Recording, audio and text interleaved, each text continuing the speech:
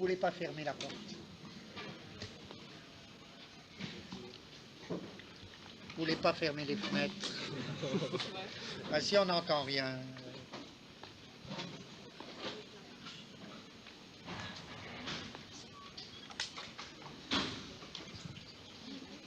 Voilà, voilà, voilà.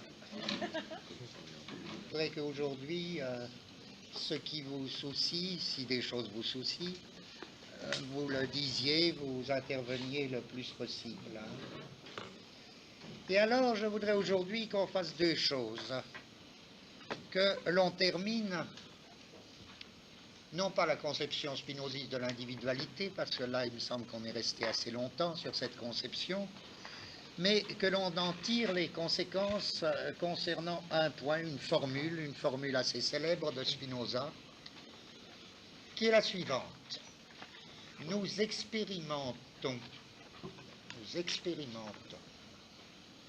nous sentons et nous expérimentons. Il ne dit pas nous pensons.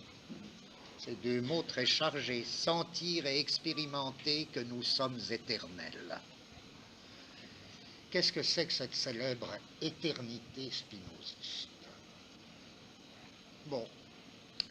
Et puis enfin, il nous est tout à fait nécessaire de tirer des conséquences sur ce qui devait être le thème implicite de toutes ces séances, à savoir, eh bien, quel rapport finalement entre une ontologie et une éthique. Il faut dire que ce rapport, il intéresse la philosophie pour elle-même, mais le fait est que ce rapport, il n'a été fondé et développé que par Spinoza. Au point que quelqu'un qui viendrait nous dire, eh bien moi mon projet, ce serait de faire une espèce d'éthique qui soit comme le corrélat d'une ontologie, c'est-à-dire d'une théorie de l'être, eh bien, on pourrait l'arrêter et dire très bien, on peut dire dans cette voie des choses très très nouvelles, mais c'est une voie qui est spinoziste, c'est une voie signée Spinoza.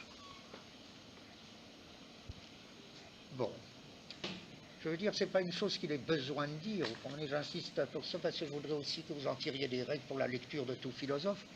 Il ne va pas dire remarquez, c'est pas à lui d'expliquer.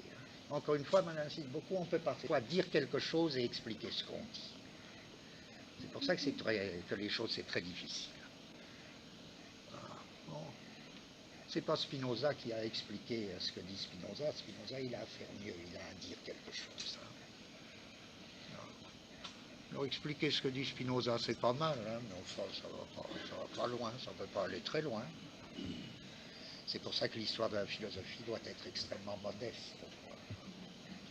Alors il ne va pas nous dire, remarquez, voyez bien que mes trois genres de connaissances et puis les trois dimensions de l'individu, ça se correspond, c'est pas à lui de le dire.